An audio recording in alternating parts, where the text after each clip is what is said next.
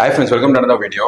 உச்சநீதிமன்றத்தின் தலைமை நீதிபதியாக இருந்த திரு சஞ்சீவ் கண்ணா சமீபத்தில் ஓய்வு பெற்றதை அடுத்து திரு பூஷன் ராமகிருஷ்ண கவாய் என்கிற BR கவாய் உச்சநீதிமன்றத்தின் தலைமை நீதிபதியாக பதவியேற்றிருக்கிறாரு. இவர் மகாராஷ்டிரால அமராவதி அப்படிங்கிற ஒரு பகுதியில பிறந்தவர். அமராவதி லா யூனிவர்சிட்டியில படிச்சவர். பின்பு மும்பை கோர்ட்ல அரசு வழக்கறிஞரா பணியாற்றி இருந்தாரு. இவர் சிறப்பாக பணியாற்றியதை தொடர்ந்து 2003ல அதே கோர்ட்ல அடிஷனல் ஜட்ஜா இவர் ப்ரொமோட் ஆகுறாரு.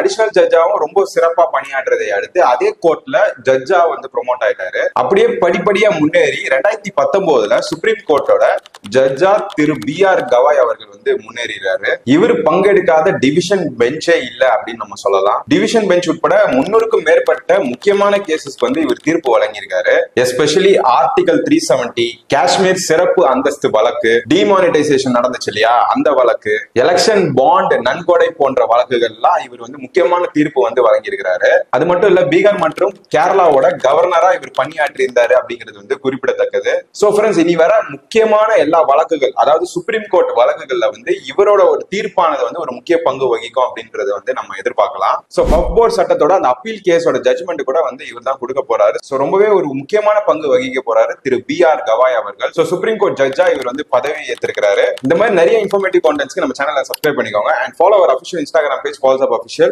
I'll see you guys in the next video. Bye.